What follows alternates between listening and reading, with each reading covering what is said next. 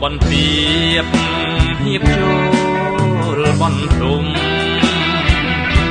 សំរងព្រៃភ្នំប្រាសាទណាបាខែងរស្មីចាំងឆ្លង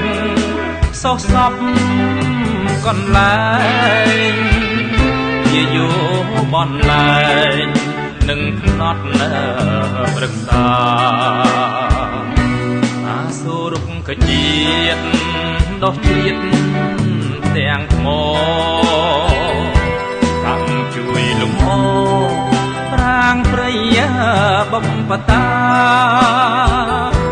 សំផ